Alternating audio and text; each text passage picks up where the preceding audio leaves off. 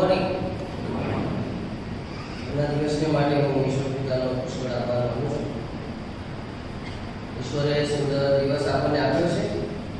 ખાસ કરીને હું રેવરેન્ડ સાહેબનો આભાર માનું છું. થેન્ક યુ વેરી મચ સાહેબ. સાહેબે કહ્યું પ્રમાણે 2008 થી અમે સાથે જોડાયેલા છે. સાઉથ ગુજરાતની અંદર લગભગ 350 જેટલી મંડળીઓ છે, પણ 69 જેટલા ફૂલ ટાઈમ માસ્ટર્સ છે. અને એટલા માટે લે ઉપદેશક એટલે કે ઉપદેશક લે ઉપદેશક જે કહેવાય એ લોકોને તૈયાર કરવામાં આવે કે જે મંડળીઓમાં સેવકો નથી એ મંડળીઓમાં તેઓ જાય અને વચનની સેવા આપે. અને 170 જેટલા સીએનઆઈના સેવકોને અત્યાર સુધી અમે તૈયાર કરી ચૂક્યા છીએ. અને એમાં શરૂઆત કરનાર રેવરેન્ડ ગરાજુ સાહેબ છે. એ વખત મને યાદ છે કે બેન અને સાહેબ બંને 150 કિલોમીટર બાઇક પર આવતા હતા. અમેઝિંગ, કારણ કે એ વખતે ઠંડીનો સમય હોય, જંગલ એરિયા હોય, પણ એ એમની સેવાઓ મેં જોઈ છે. અને બાળકોને ધ્યાન અપાય ના અપાય પણ સેવા માટે તેઓ દોડે જ છે. અને એનો હું પોતે સાક્ષી છું. અને આવા સેવકો જ્યારે મળે છે ત્યારે કામ થાય છે. ઈશ્વર પોતાનું રાજ્ય, ઈશ્વર પોતાનો મહિમા ફેલાવે છે. અને સાહેબના માટે પુષ્કળ આભાર માનું છું. પછી મારે એક વખત એમને ફોન કરવાનો થયો અને એમણે મને આમંત્રણ આપ્યું મંડળીમાં આવવા માટે, તક આપી. આભાર. કમિટી સભ્યોનો આભાર માનું છું. પિનાકીભાઈને જે લીડર્સ છે તમારો આભાર માનું છું. થેન્ક યુ વેરી મચ કે તમે આ તક મને આપી. ફાયર સરસ ગીત ગાયું. Thank you very nice. આ ગીતના શબ્દો બહુ સારા છે. 25 જુલાઈ 2001ના દિવસે જ્યારે હું તારણ પામ્યો ત્યારે આવા જ કોઈ ગીતના શબ્દો હતા જે મને સ્પર્શી ગયા. અને અત્યારે હું સેવામાં છું. એનો મતલબ એવો છે કે જે શબ્દો છે, જે એની અંદરના જે શબ્દોની અંદર જે ભાવાર્થ છે એ જીવન બદલનારું છે. એટલે જ્યારે આવા ગીતો ગાઈએ ત્યારે એની પર વિચાર પણ કરીએ. અને કોઈ હે આવાજ जिसकी तेरा पीछा कर रही है. આ તો ઈશ્વર હંમેશા માણસોને શોધે છે. જ્યાં સુધી આપણે શોધાઈશું નહીં ત્યાં સુધી એ શોધ્યા જ કરશે. એટલા માટે થેન્ક યુ તમારા સુંદર અવાજને માટે. Very nice. તાલ સાથે તમે ગાયો માટે આભાર. મને ઈચ્છા થઈ કે હું રેકોર્ડ કરું પણ પછી રહેવા દીધું. પણ જો તમારી પાસે હોય તો મોકલશો. એમ્બેસેડર ઓફ ક્રાઇસ્ટ ઇન્ડિયા એ 60 વર્ષ જૂની સંસ્થા છે. અને ખાસ કરીને અમે મંડળીઓની સાથે રહીને કામ કરીએ છીએ. અમે મંડળીની પડખે ઊભા રહીએ છીએ. અને અમારું જે દર્શન છે એ revival in the church, training for the church, evangelism through the church. એનો મતલબ એવો કે અમે ચર્ચ પ્લાન્ટિંગ કરતા નથી, પણ ચર્ચની સાથે રહીને વચનનું સાચું શિક્ષણ મળે, મંડળીમાં જાગૃતિ આવે અને મંડળી દ્વારા સુવાર્તા પ્રગટ થાય. અને અમે ઘણી બધી વખત કહીએ છીએ કે જો અમે જે ચર્ચમાં જઈએ અને એમાં જો જાગૃતિ ના આવે તો અમે ફેલ ગયા છે.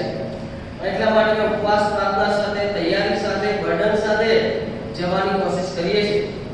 હું ગઈકાલે વિચારતો હતો, સવારે વહેલા મને ઊંઘ ના આવી અને મેં વિચાર્યું કે પ્રભુ તમે મને આ મંડળીમાં કેમ લાવ્યા? What is your purpose? કારણ કે ઈશ્વર કારણ વગર કશું કરતા નથી. બહુ બધા લોકો છે. મને લાવવાનું કારણ શું? આ મંડળીમાં મને આમંત્રણ આપવાનું કારણ શું? ઘણી બધી બાબતો રિવીલ થઈ. ઘણી બધી બાબતો આજે આખા દિવસ દરમિયાન આપણે શીખીશું કે શું ઈશ્વર આપણી પાસે માંગી રહ્યા છે. કઈ બાબતોમાં ચેન્જીસ લાવવાની જરૂર છે, કઈ બાબતોમાં વધારે ગ્રોથ કરવાની જરૂર છે. જો અત્યારે વિકાસની વાત કરીએ છીએ ને, દરેક ક્ષેત્રની અંદર ડેવલપમેન્ટ થઈ રહ્યું છે. અને જો આ ડેવલપમેન્ટ મંડળીમાં ના થાય અને મંડળી જો આમાં ગ્રોથ ના થાય તો એના પરિણામો ડેન્જરસ આવી શકે છે.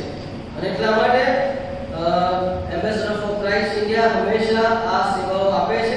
અમારી અલગ અલગ પ્રકારની સેવાઓ છે. 2 વર્ષનો અમે સર્ટિફિકેટ કોર્સ કરીએ છીએ, જેમાં વિલેજ પાસ્ટર ટ્રેનિંગ પ્રોગ્રામ, અનટ્રેન્ડ પાસ્ટર્સ જેઓ પોતે પુલપિટ પર પ્રચાર કરે છે પણ સેમિનારીમાં જઈને ભણી શકતા નથી, તો અમે એમને ટ્રેન કરીએ છીએ.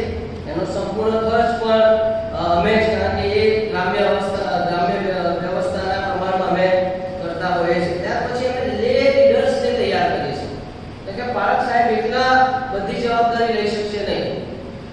માટે એવા જુવાનો તૈયાર થાય, એવા લીડર્સ તૈયાર થાય કે અલગ અલગ જગ્યાએ સંદેશાઓ આપતા થાય. એના માટે મેં ટાઈ ટીચિંગ ઇન્સ્ટિટ્યૂટ ઓન ઇવેન્જલિઝમ આ એક પ્રોગ્રામ અમે 40 કલાકનો કરીએ છીએ, જેમાં ડોક્ટરીનથી લઈને સંદેશા કેવી રીતે તૈયાર કરવા એ અમે શીખવાડીએ છીએ. એમાં સમજો કે દૂર હોય તો મહિનામાં 1 દિવસ, અને જો તમે આવી શકતા હોય એવા હોય તો અઠવાડિયામાં 2 કલાક, એમ 40 અવર્સમાં એક પ્રોગ્રામ અમે પૂરો કરીએ છીએ. અમારી જે સંસ્થા છે એનો મુખ્ય હેતુ છે કે કેવી રીતે આપણે ઈશ્વરના રાજ્યને વધારે ફેલાવીએ, અને એમાં ઘણી બધી મંડળીઓનો અમને સહકાર મળી રહે છે.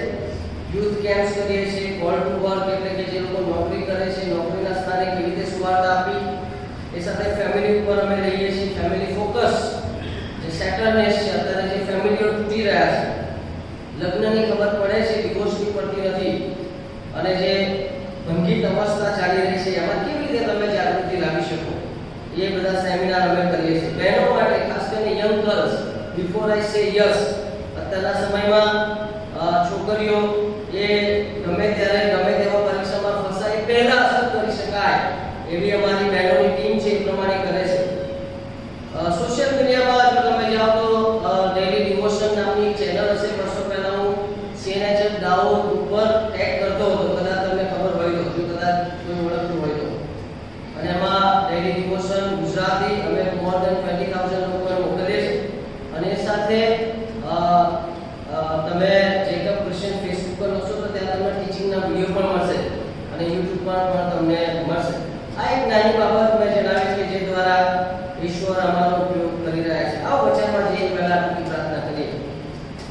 ઈશ્વર, તમે અજાયબ દેવ છો, તમે કશું એવું કામ કરતા નથી જે અમારા માટે સરપ્રાઈઝ હોય. યુ આર પાવરફુલ ગોડ, ચમત્કારી દેવ છો પ્રભુ. એક એવો સમય હતો જ્યાં તમારું નામ લેવાતું ત્યાં લોકોના જીવન બદલાતા, પણ આજે પરિસ્થિતિ બદલાઈ ગઈ છે. આજે અમે તમને ઓળખીએ છીએ, જાણીએ છીએ, પણ જે ચેન્જ, જે બદલાવ, જે પરિવર્તન, જે દ્રાષ્ટિકપણું અમારા જીવનમાં આવવું જોઈએ ક્યારેક આવતું નથી. પણ ઈશ્વર, તમે હજી સુધી પૂરું કર્યું નથી, તમે થાકી ગયા નથી, તમે કંટાળી ગયા નથી, તમે અમારામાં કામ કરવાનું છોડી દીધું નથી. અને આજે સવારના સમયે પ્રભુ અમે તમારા વચન દ્વારા આજે શીખવા માંગીએ છીએ. ઈશ્વર, તમે અમને સહાય કરો. આજે અમને કશું આપો પ્રભુ, અમારી સાથે વાત કરો પ્રભુ. અમે જવાના નથી, એ યાકૂબની જેમ જ્યાં સુધી તું મને બ્લેસ ના કર હું છોડીશ નહીં, એવી જીદ સાથે અમે બેસીએ છીએ. અને આજે જ્યાં સુધી તમે અમને સ્પર્શો નહીં, અમારા હૃદય સાથે વાત કરો નહીં, અમારા મનમાં દ્રાષ્ટિક પરિવર્તન લાવો નહીં, અમારી પાપી અવસ્થાની સભાનતા લાવો નહીં, ત્યાં સુધી અમે જવાના નથી પ્રભુ.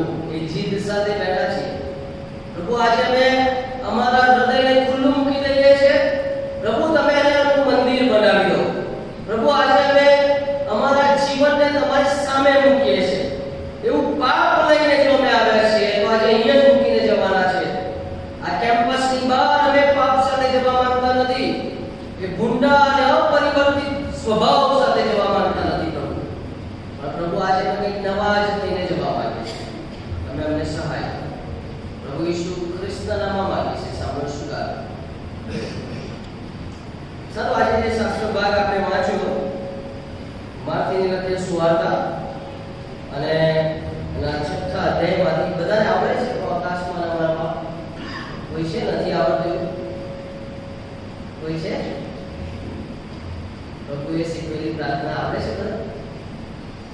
શિષ્યોએ સરસ કહ્યું. શિષ્યોએ એવું નથી કહ્યું પ્રભુ મને પ્રચાર કરતા શીખવો, કારણ કે અત્યારે આપણને પ્રચાર કરતા શીખવું છે, પ્રાર્થના કરતા શીખવું નથી. પણ શિષ્યોએ કહ્યું કે અમને પ્રાર્થના કરતા શીખો. આપણે શાસ્ત્રમાં ખોલીએ. બાઇબલ એ આજે પણ બદલાયું નથી. એનું એક જ કારણ છે, કારણ કે માણસનું હૃદય બદલાયું નથી. આજથી 6000 વર્ષ પહેલા જ્યારે આદમ અને હવાની ઉત્પત્તિ કરવામાં આવી અને જ્યારે પાપ થયું, એ પાપ પછી જે હૃદય મળ્યું એ આજે એક્સિસ્ટ છે, આજે છે. આજે એ જ હૃદય છે. અને એટલા માટે તમે ઉત્પત્તિનો પુસ્તક 6થો અધ્યાય વાંચો, તમને ખબર પડશે કે છે એમની પસંદગી ઊંડી હતી, એમની વિચારધારા ઊંડી હતી અને એમના કામ ઊંડા હતા. અને આજે તમે જોઈ શકો છો કોઈ પણ માણસની બારીકાઈથી સ્ટડી કરો તો તમને ખબર પડશે જે અખ્રિસ્તી માણસ છે, જે પ્રભુ ઈસુ ખ્રિસ્તને ઓળખતો નથી, જેનામાં પ્રભુ ઈસુ ખ્રિસ્તનું નવીનીકરણ થયું નથી, એનામાં ત્રણ બાબતો જોવા મળશે. પહેલી બાબત એ હશે કે એની પસંદગી. કોઈ પણ ક્ષેત્રમાં જશે એની પસંદગીમાં ઈશ્વર ક્યારેય નહીં હોય. પછી લગ્નની પસંદગી હોય, એજ્યુકેશનની પસંદગી હોય કે કોઈ પણ પ્રકારની પસંદગી હોય, એનો મતલબ એવો છે જ્યાં સુધી ઈશ્વર એના જીવનમાં કામ ના કરે ત્યાં સુધી એની અંદર જે સિનફુલ નેચર છે, પાપથી ભરેલો નેચર છે, આ સંસારનો જે સ્વભાવ છે એ પ્રમાણે એની પસંદગી થશે. બીજી બાબત એ લખી છે કે એના વિચારસરણી એટલી બધી ભૂંડી હતી, થિંકિંગ પાવર લોસ છે. આજે માણસોની વિચારધારા જુઓ તમે જમવા બેઠા હોય ને તમારી થાળીમાં થોડું ઓછું આવે ને કોઈનામાં વધારે આવે, તરત જ તમારો જે થિંકિંગ પાવર છે એ ડિફરન્ટ થશે. તમે કદાચ એથી કડવાશ લઈને ઘરે જશો. એનું કારણ એવું છે કે આપણામાં એક જૂનો સ્વભાવ છે, પાપથી ભરેલો સ્વભાવ છે, એ આપણને ભ્રષ્ટ થિંકિંગ તરફ લઈ જાય છે. અને પછી એનું જે રિઝલ્ટ આવે છે આપણે ક્યારેય રિઝલ્ટને બદલી શકતા નથી. ઘણીવાર આપણે એવું વિચારે કે રિઝલ્ટ ચેન્જ છે, તું આવું ના કરીશ, તું આવું ના કરીશ, એ જે કરતો હોય, પણ result we can not change the result. પરિણામને બદલી શકતા નથી. કારણ કે પરિણામ તો એ જ આવે છે જે તમે વિચારો છો અને જે પસંદ કરો છો.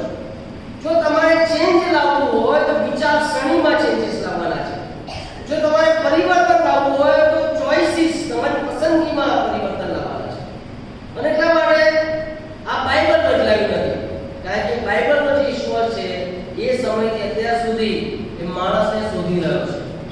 અને અહીંયા આગળ માર્કની લખેલ સુવાર્તામાં શિષ્યોની સાથે કેટલીક વાતચીત થાય છે અને પછી શિષ્યોની એક રિક્વેસ્ટ કે પ્રભુ તું અમને પ્રાર્થના કરતા શીખવ. બધાને આવડતી જ હશે પ્રાર્થના કરતા, રાઈટ? અને લગભગ તો બધા કરતા જ છે, પણ શું પ્રાર્થના કરીએ છીએ એ આપણને જ ખબર છે. અને એટલે જો પ્રશ્ન પૂછવામાં આવે તમારું પ્રાર્થનાનું જીવન કેવું છે, how is your prayer life, હવે પ્રશ્ન પૂછવામાં આવે કે તમારા પ્રાર્થનાનું જીવન કેવું છે. 10 માંથી એક 0 છે, 10 એ હાઈએસ્ટ માર્ક છે. તમને માર્ક્સ આપવાના આવે 1 એટલે 0 બિલકુલ નથી અને 10 એટલે સૌથી વધારે છે. જો તમને માર્ક્સ આપવામાં આવે તો તમે કેટલા માર્ક્સ આપો? તમારા પ્રાર્થનાના જીવનને કેટલા માર્ક્સ આપશો? 1 2 3 4 5 6 7 8 9 10 કેટલા આવે? We are Christian, બરાબર?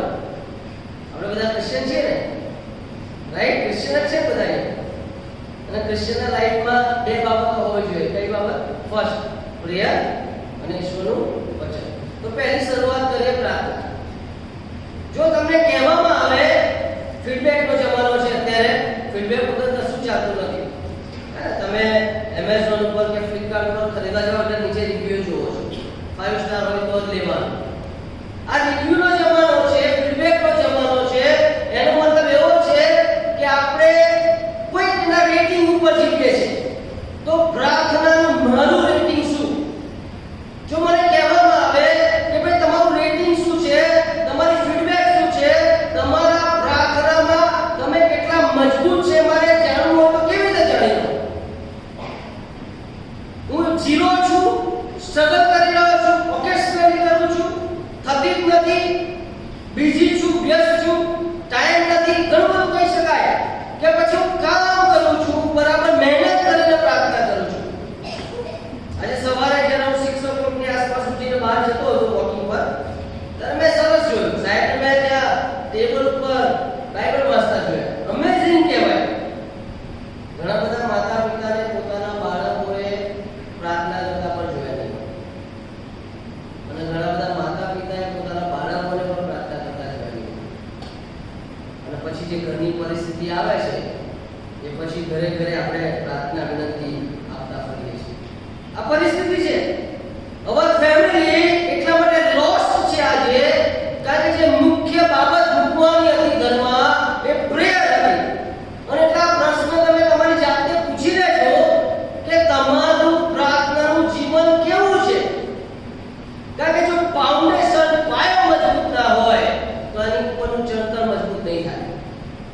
જો તમે પ્રાર્થનાનો નમૂનો એક પિતા તરીકે પોતાના બાળકોને નથી આપ્યો, જો તમે પ્રાર્થનાનો નમૂનો એક માતા તરીકે તમારા બાળકોને નથી આપ્યો, તો પછી બાળકોને સન્ડે સ્કૂલમાં શીખે એવી અપેક્ષા નહીં રાખવાની. કારણ કે ડ્યુઅલ પર્સનાલિટીમાં બાળકો જીવે છે. અહીંયા એમ કહે છે કે સત્ય બોલવાનું અને ઘરે આપણે એમને જૂઠું બોલાવીએ છીએ. તો બાળક મૂંઝવણમાં છે. સન્ડે સ્કૂલના ટીચર કહે છે એ કરવાનું કે ઘરે મમ્મી કહે છે એ કરવાનું. પછી શીખી જાય છે, પ્રિટેન્ડ કરતા શીખી જાય છે. જ્યાં અહીંયા સાચું બોલવાનું ત્યાં ખોટું બોલવાનું, અહીંયા આ ચાલશે ત્યાં પેલું ચાલશે. અને આપણે એવું વિચારીએ છીએ કે આપણું બાળક એ પછી આત્મિકતામાં વૃદ્ધિ પામે. અને એટલા માટે પહેલો પ્રશ્ન મેં તમને પૂછ્યો,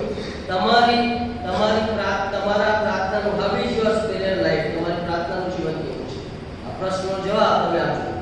શા માટે તમે પ્રાર્થના કરો છો? શું કારણ છે? 140 કરોડ નોન ક્રિશ્ચિયન છે. ઈસુને પ્રાર્થના નથી કરતા તો પણ રોટી, કપડાં અને મકાન તો મળે જ છે. મળે છે? નથી મળતું. ભારત દેશની વાત કરું છું.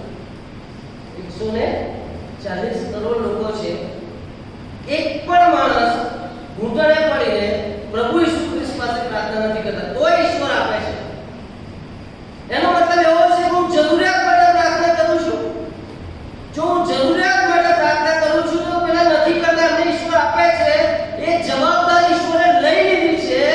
જે દિવસે તમે આ પૃથ્વી પર જન્મ લીધો એ જ દિવસે ઈશ્વરે જવાબદારી લઈ લીધી. એ તમારું પૂરું પાડશે. પણ તમને એવું લાગે છે કે નોકરી પૂરું પાડે છે, તમને એવું લાગે છે કે એજ્યુકેશન પૂરું પાડે છે, તમને એવું લાગે છે કે હું આમ કરીશ તો મારું પૂરું થશે. ના, એવું નથી. એ નોકરીની જવાબદારી નથી, એજ્યુકેશનની જવાબદારી નથી. એ ઈશ્વરે પોતાની જવાબદારી લીધી છે. કારણ કે ઈશ્વર તમને પોતાનું બાળક માને છે. અને એટલે મારે જાણવાનું છે why do I pray? શા માટે પ્રાર્થના કરું છું? કારણ શું છે? એ પ્રશ્ન મારી જાતને પૂછવાનો કે આજે સવારે મેં પ્રાર્થના કરી શા માટે કરી? ફૂડ માટે? આપણે આકાશમાંના બાપમાં નથી કે દિવસની માં રોટલી આ જમ્યા. પણ એ તો શિષ્યો માટે હતું. કારણ કે એક દિવસે એક જંગલમાંથી બીજા જંગલમાં, એક રણમાંથી બીજા રણમાં, એક ઘરમાંથી બીજા ઘરમાં એમને ખબર નહોતી બીજા દિવસે, બીજા ક્ષણે, બીજી ટકે એમને ક્યાં ખાવાનું મળશે. પણ ઘરે જઈને ચેક કરજો, તમારા ઘરે એક વર્ષનું અનાજ ભરેલું હશે. છે કે નહીં? તમે નહીં કરો ને પ્રાર્થના તો તમારા ઘરે છે જ, ઓલરેડી આપી દીધું છે 1 યર એડવાન્સ. પણ પેલા શિષ્યોને જ્યારે શીખ્યું ને ત્યારે મરિયમના ઘરે ખાવાનું હતું, પછી ક્યાં જશે ક્યાં ખાવાનું ખબર નહોતી. ડેલી નીડ ખબર જ નહીં મળશે કે નહીં મળે. ટોટલ ડિપેન્ડન્ટની વાત હતી. આપણે ફૂડ માટે ઈશ્વર પર ડિપેન્ડ નથી, કારણ કે ઓલરેડી ભરી રાખ્યું છે. એક વર્ષ પછી થઈશું, વાંધો નહીં. આપણે એટલા બધા આગળ ફ્યુચર પ્લાનિંગ કરીએ છીએ આપણા ભોજન માટે, કપડા માટે, રહેણી કરણી માટે, એજ્યુકેશન માટે, પણ આપણા ફ્યુચર માટે, આપણા આત્મિક જીવન માટે આપણે ટોટલી લોસ છીએ. કોઈ એવું કહે છે કે હું આ વર્ષે 1 કલાક પ્રાર્થના કરું છું, આવતા વર્ષે 2 કલાક કરીશ. ના, બસ એને આપણે એટલું બધું ઇમ્પોર્ટન્ટ માનતા નથી. અને એટલા માટે બીજો પ્રશ્ન ઇમ્પોર્ટન્ટ છે. રિલિજિયસ એક્ટિવિટી છે કે પર્સનલ રિલેશન છે? આ પ્રાર્થના એ ધાર્મિક ક્રિયાકાંડ છે તમારા માટે કે વ્યક્તિગત સંબંધ છે? શું છે ધાર્મિક ક્રિયાકાંડ? એટલે તમે બાઇબલ વાંચો, પ્રભુ ઈસુ ખ્રિસ્તે ક્યારેય જાહેરમાં લાંબી પ્રાર્થના નથી કરી. Long prayer never. જાહેરમાં પ્રભુએ લોંગ પ્રેયર નથી કરી. પણ આજની આપણી મંડળીઓમાં શું છે ખબર? જો આપણને કોઈને ઉભા કરવાનું કહે તો આપણે લોંગ પ્રેયર કરીએ. પ્રભુ ઈસુ ખ્રિસ્તે પ્રાઇવેટ પ્રેયર કેવી કરી? આખી રાત, whole night prayer, personal prayer. જે માણસ ઘરે ઘૂંટણે પડીને પ્રાર્થના ના કરી શકતા હોય ને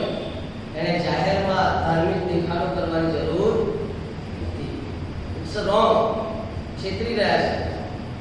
જો મારું જીવન ઘરનું અને મંડળીની વચ્ચેનો જો મને તફાવત ખબર ના હોય અને હું કદાચ લોકોની વાહવા મેળવવા માંગતો હોય શબ્દોથી, રહેણીકરણીથી, દેખાવથી કે આગળ પડતા કામથી, તો એ મારા માટે જોખમી છે, કારણ કે માણસોને ઈશ્વરને છેતરી રહ્યો છું.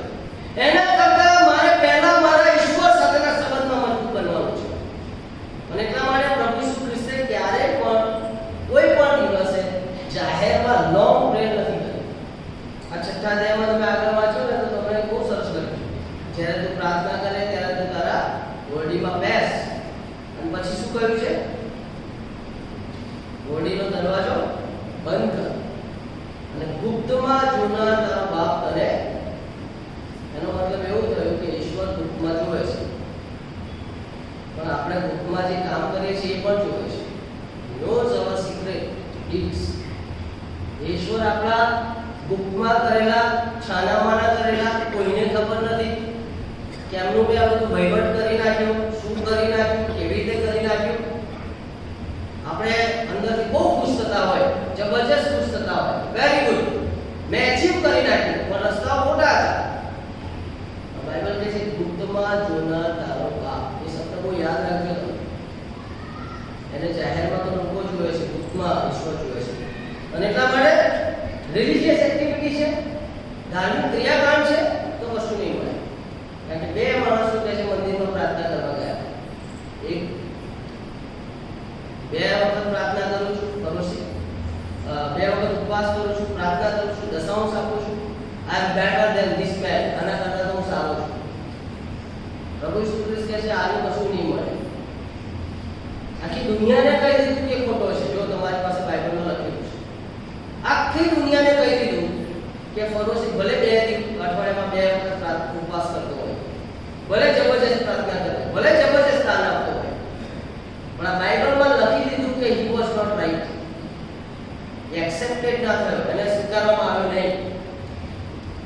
આ બાઇબલમાં એને તો ગુપ્તમાં જ કહ્યું, બહુ શાંતિથી બોલ્યો હશે, ધીરેથી બોલ્યો હશે, પેલાને સંભળાય એવું હશે. તો તમને મને તો ખબર પડી ને કે એ વસ્તુ ખોટો.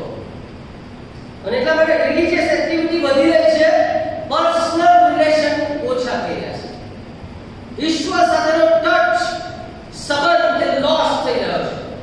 અને એટલા માટે આપણે નાનામાં નાની બાબત લઈને ઈશ્વર પાસે દોડવું જોઈએ. જેવી રીતે યુનાનું પુસ્તક વાંચ્યું એમાં લખ્યું, યુના રન ટુવર્ડ્સ ગોડ. ઈશ્વર તરફ દોડે. ક્યાં હતો?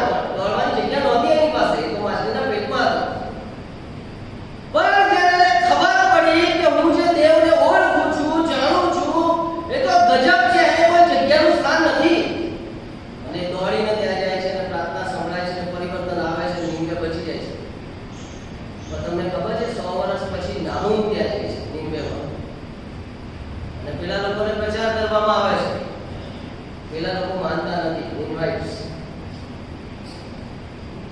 આખા નિંબે દેશનો નાશ થઈ જાય છે. અને આજે પણ નિંબે અસ્તિત્વ નથી ધરાવતું. એવું લખ્યું છે કે તારા ઠેકાણામાં, રહેવાના ઠેકાણામાં માછી પકડનારાઓ જાળ પાથરશે અને સામૂહિક એટલે કે જંગલી જાનવરો પોતાનું રહેઠાણ કરશે. આજે છે, આર્કિયોલોજીસ્ટ તરફથી શોધી કાઢવામાં આવ્યું છે. બાઇબલ સ્ટડી કરો તમે. બાઇબલની ભવિષ્યવાણીમાં જે લખ્યું છે આજે થઈ રહ્યું, એ 100 વર્ષ પછી રિપીટેશન થયું.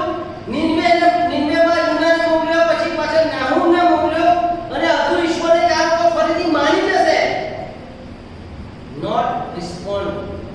જ્યારે ડેડ બોડી હોય ને, તમે ગમે તેટલા મશીન મૂકો તો મશીનમાં રિસ્પોન્ડ આવે. જે લોકો મેડિકલ લાઈનના છે એમને ખબર હશે શું કહે એ લોકો, નો રિસ્પોન્ડ. જ્યારે ઈશ્વર મને કશું કહે છે અને જો હું રિસ્પોન્સ નથી આપતો તો એ જોખમી છે. ડેડ આત્મિક મૃત્યુ કહેવાય, જોખમી કહેવાય, અને એ ભયંકર પરિણામો લાવી શકે છે. અને એટલા માટે પ્રાર્થનામાં એમ કહે છે, ઓ આકાશમાંના અમારા બાપ. ઘણી જગ્યાએ પિતા લખ્યું છે. મૂળ જે ભાષા છે અરાબિક ભાષામાં અબ્બા શબ્દની ઉપરથી આ ટ્રાન્સલેશન કરવામાં આવ્યું છે. બાપ શબ્દ, બાપ લખવામાં આવ્યું છે, થોડું અટપટું લાગે. કારણ કે પ્રભુ ઈસુ ખ્રિસ્ત શીખવી રહ્યા છે, ખરેખર તો એવું લખવું જોઈતું હતું, ઓ આકાશમાંના અમારા દેવ. પણ દેવ શબ્દને વાપરવા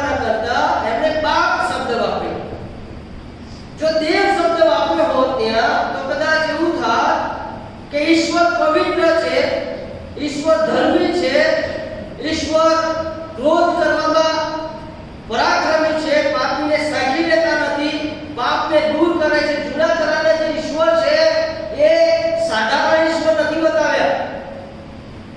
એમની સામે જો કોઈ દંડ કરે તો એનું ત્યાં જ મરણ થતું હતું. એલીના બંને દીકરાઓ એ મંદિરની અંદર એ ભયંકર દુષ્ટા કરતા, બંનેને ત્યાં જ મારી નાખવામાં આવ્યા. એનો મતલબ એવો હતો કે ઈશ્વર ભયંકર શિક્ષા કરનાર દેવ બતાવ્યા છે. અને જો ત્યાં દેવ શબ્દ વાપર્યો હોત ને તો ઈશ્વર પવિત્ર છે અને માણસો પણ છે અપવિત્ર. સરખા સાથે સંબંધ થાય, ઇમ્બેલેન્સ થઈ જાય. પવિત્ર અને અપવિત્રની સાથે સંબંધ ના થાય. અને એટલા માટે અહીંયા આગળ બાપ શબ્દ વાપરવામાં આવ્યો, કારણ કે પિતા પાસે બાળક ગમે ત્યારે જઈ શકે. પિતા પાસે જવા માટે એપોઇન્ટમેન્ટ લેવાની જરૂર નથી. કોઈ પણ બાળકને પૂછી લે. અહીંયા જો તમારું બાળક હશે, ભલે ગમે ત્યાં ફરતું હશે, તમે ગમે ત્યાં બેઠા હશો. મારી દીકરી છે 7 યર્સની છે, 13 વર્ષની છે, પણ એને મારી પાસે ઘરના પુલપીટ ઉપર હોય, અહીંયા હોય, એને મારી પાસે આવવા માટે એને પરમિશન લેવાનું નથી, એને કોઈને પૂછવાનું નથી. એનો ને મારો રિલેશન એવો છે, ગમે ત્યારે ગમે તે સમય આવી શકે છે. અને એટલા માટે ત્યાં પિતા શબ્દ વાપર્યો છે. તમારી પાસે એક પિતા છે.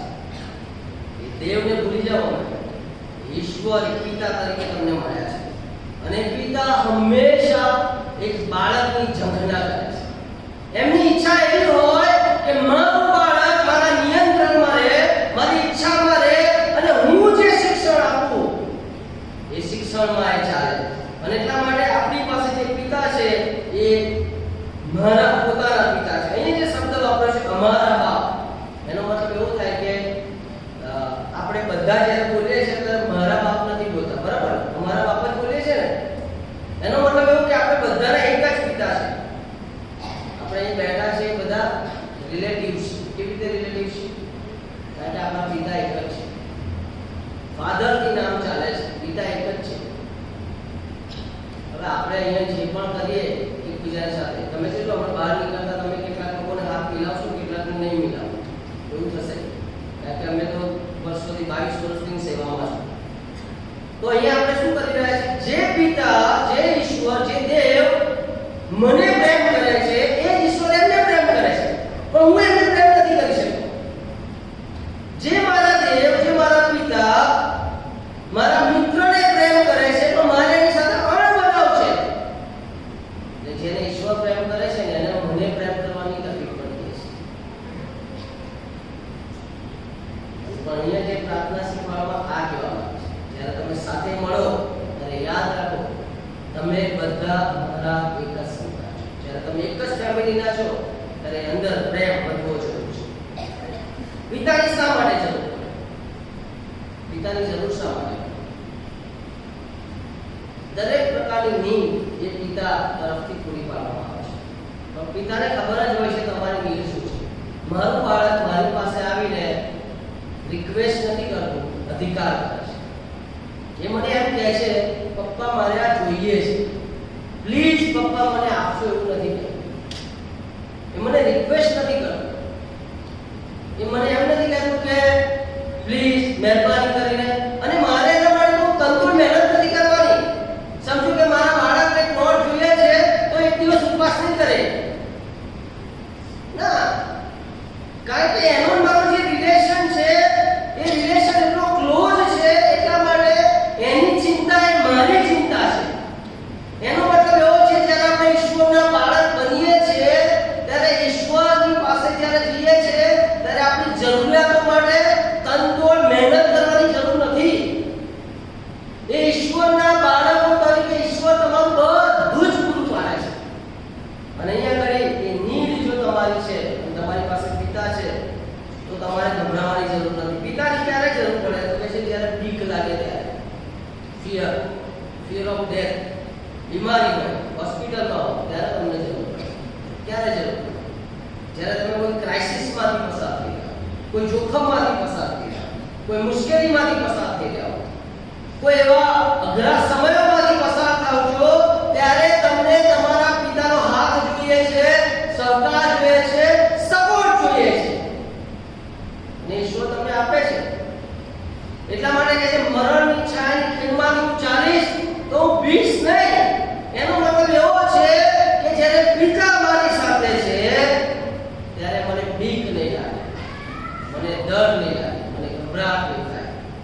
ત્યારે જરૂર પડે જ્યારે કોઈ ભૂલ કરું ત્યારે, કોઈ પાપ કરું ત્યારે.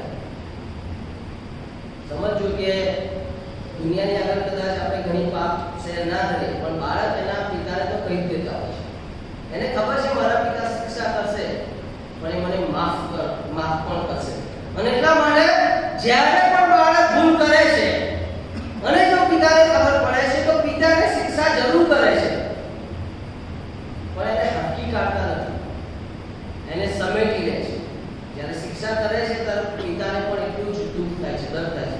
અને એટલા માટે આકાશમાંના મારા બાપ, તમારી પાસે એક પિતા છે જે તમને પુષ્કળ પ્રેમ કરે છે. જો આ સંબંધમાં તમે આવ્યા નથી, એક પિતા તરીકેના ઈશ્વરને ઓળખવાના સંબંધમાં તમે આવ્યા નથી, તો યાદ રાખજો બહુ મોટા જોખમમાંથી પસાર થઈ રહ્યા છે. અને એટલા માટે જ્યારે આપણે ખ્રિસ્તી છીએ ત્યારે આપણે એ ઈશ્વરની સાથેના વ્યક્તિગત સંબંધમાં આવવું જરૂરી છે. જો આમાંથી 50 લોકો પણ જો સંબંધમાં નહીં આવ્યા હોય તો આ જે ફેમિલી રિલેશન છે ને સમજી નહીં શકે, અહીંયા જે પ્રેમનો રિલેશન છે ને સમજી નહીં શકે, અહીંયા જે માફીની વાત છે ને સમજી નહીં શકે, અને પછી બહુ મોટા જોખમો મંડળીમાં લાવી શકે છે. અને એટલે આપણી પાસે એક પિતા છે જેની સાથે આપણે વ્યક્તિગત સંબંધ બાંધવાનો છે. બીજી બાબત કહે છે તારું નામ પવિત્ર બનાવો. કેવી રીતે? તારું નામ પવિત્ર બનાવો. આપણે પ્રાર્થના કરીએ છીએ, બરાબર? કેવી રીતે? હાવ દુનિયાની અંદર મન ફાવે એવું જીવન જીવું અને પછી અહીંયા એવી પ્રાર્થના કરું તારું નામ પવિત્ર થાવ. પોસિબલ છે? શક્ય છે? હું વ્યસનમાં જીવતો હોય, હું પાપમાં જીવતો હોય, હું અપરાધમાં જીવતો હોય, મારી સાથે સ્થિતિ ખરાબ હોય, સન્ડે આવી જાઉં, સરસ તૈયાર થઈને બેસી જાઉં અને પછી સાઈડને ચલો આપણે આકાશમાંના બાપ બોલીએ અને પછી હું મારા મોથી બોલું તારું નામ શક્ય છે? હાવ? કેવી? એન્જલ્સ દ્વારા? કેવી રીતે? એ શિષ્યોને કહેવામાં આવતું હતું કે તમારી લાઈફસ્ટાઈલ, તમારી જીવનશૈલી તમે એવું બનાવો કે જેથી જ્યારે તમને કોઈ જુએ, તમારી સાથે વાત કરે, તમારી સાથે વ્યવહાર કરે ત્યારે ઈશ્વરને ઓળખતા થાય. એ ઈશ્વર કેવા છે એમને ખબર પડે, એ કયા દેવનું સંતાન છે, એનામાં જુદાપણું કેમ આવ્યું, એનામાં બદલાવ કેમ, એની ભાષા કેમ આવી છે, એની વિચાર કેમ આવા છે, એનામાં કેમ આવા સારા ગુણો છે. અને જ્યારે લોકો આ બધું જાણે ત્યારે એમને ખબર પડશે કે આ તો ખ્રિસ્તી વ્યક્તિ છે, કારણ કે એનો ઈશ્વર એ પવિત્ર છે. જેનું જીવન પવિત્ર નથી, જે અપરાધોમાં છે, પાપમાં છે, ભ્રષ્ટાચારમાં છે, શુદ્ધ કરાયેલો નથી, કરાયેલી નથી, એ કેવી રીતે ગીત ગાઈ શકે, કેવી રીતે બોલી શકે, કેવી રીતે કહી શકે કે પ્રભુ તારું નામ પવિત્ર બનાવો? ચાર્લ્સ સ્પર્જને બહુ સરસ કહ્યું છે કે શું ખ્રિસ્તીઓ જૂઠું બોલે છે? ચાર્લ્સ સ્પર્જને કહ્યું, તમે કદાચ એમને ઓળખતા હોય, મને નથી ખબર, પણ ઘણા લોકો ઓળખતા હશે. શું ખ્રિસ્તીઓ જૂઠું બોલે છે? ચાર્લ્સ સ્પર્જન કહે છે ના, ખ્રિસ્તીઓ જૂઠું નથી બોલતા, પણ ખ્રિસ્તીઓ રવિવારે ચર્ચમાં જઈને જૂઠું ગાય છે. ખ્રિસ્તીઓ જૂઠું નથી બોલતા, પણ સન્ડે ગીતો જે ગાય છે એનો મોટા ભાગનું જૂઠાણું હોય છે.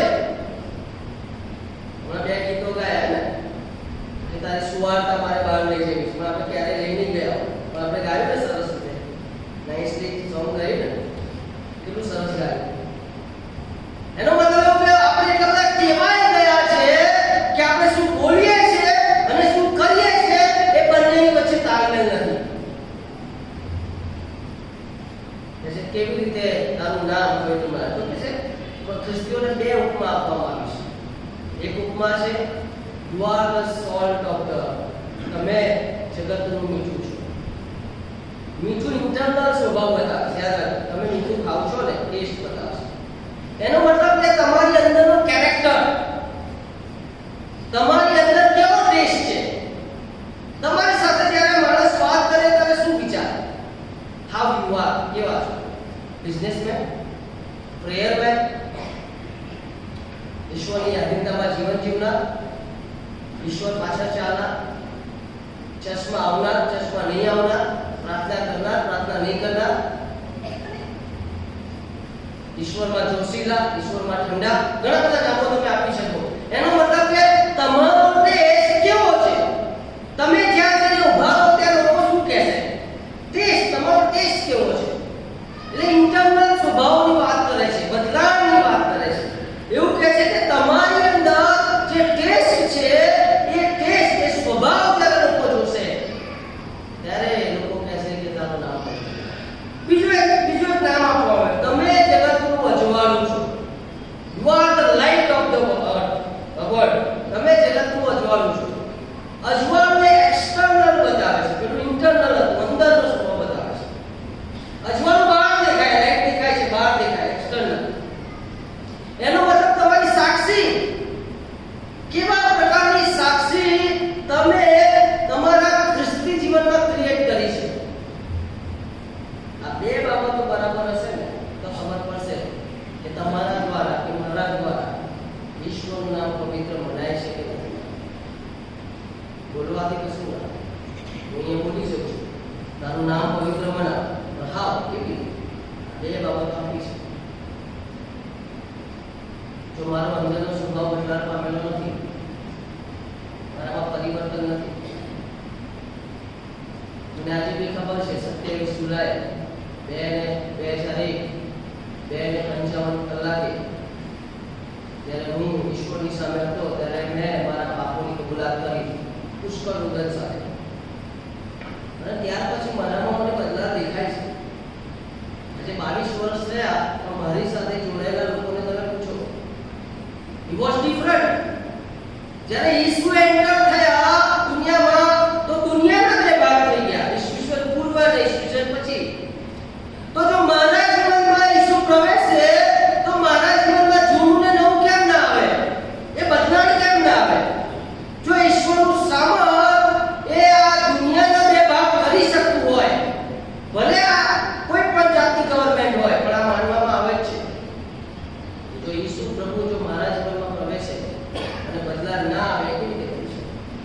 યા તો પછી મેં પ્રભુ ઈસુને સિરિયસલી લીધા નથી, યા તો પછી મેં પ્રભુ ઈસુ ખ્રિસ્ત પાસે સિરિયસલી જવા નથી. અને એટલા માટે આજે સવારે બે પ્રકારની લાઈફસ્ટાઈલની વાત કરશે. Internal change.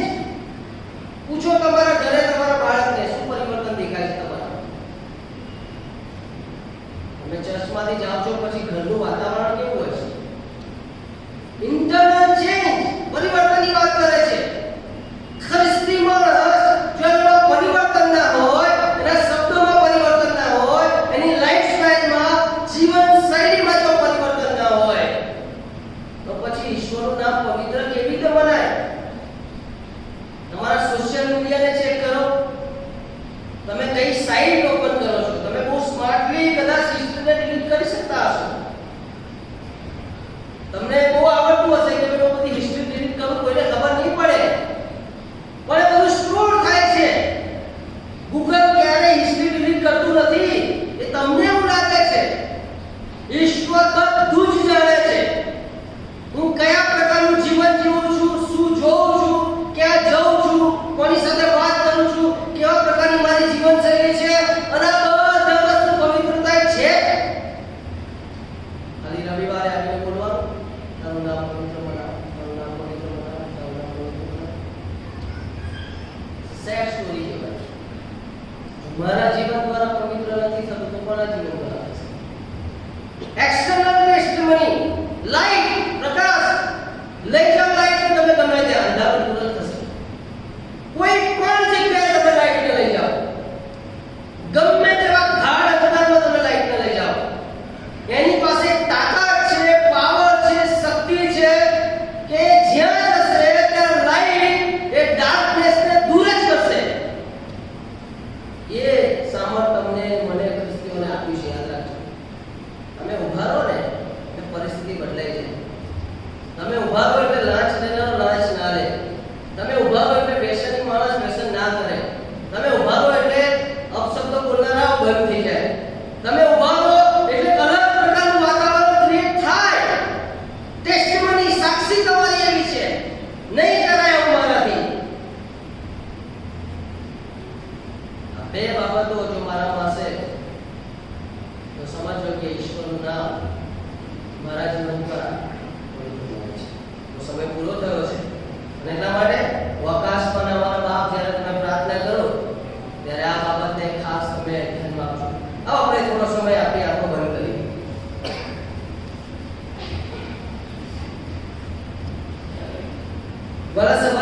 માટે જે પ્રશ્ન મેં શરૂઆતમાં પૂછ્યો એ ફરીથી પૂછવા માંગુ છું. કેવું છે તમારું પ્રાર્થનાનું જીવન? છે પ્રાર્થના તમારી? ઈશ્વર સાથે સંબંધ છે? દોડધામ કરી રહ્યા છો? કેટલી પ્રાર્થના કરો છો? શા માટે કરો છો? શું છે પ્રાર્થનાના શબ્દો? સેલ્ફ સેન્ટરનેસ, પોતે જ છો પ્રાર્થનામાં? પોતાનું ઘર જ છે? શું પિતા સાથે તમે વ્યક્તિગત સંબંધ બાંધ્યો છે? બન્યા છો તમે એમના સંતાન?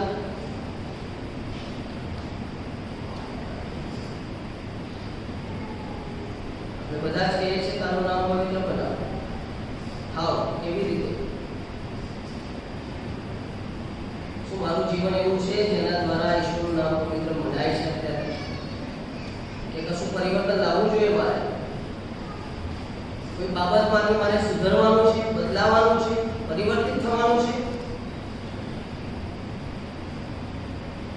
કે પછી ફરીથી કોઈ માણસને ઈશ્વર મોકલશે આ જ મેસેજ સાથે? નોટ રિસ્પોન્ડિંગ એ આત્મિક મરણની નિશાની છે. જો ઈશ્વર વચન મારી પાસે આવે છે અને મારામાં જો ખળભળાટ મચાવે છે, મને કશું છોડવાનું કહે છે, મારામાં કંઈક પરિવર્તન લાવવાનું કહે છે, મારામાં કંઈક બદલાવ લાવવાનું કહે છે, તો શું મારે માનવું જોઈએ નહીં? મારે કરવું જોઈએ નહીં?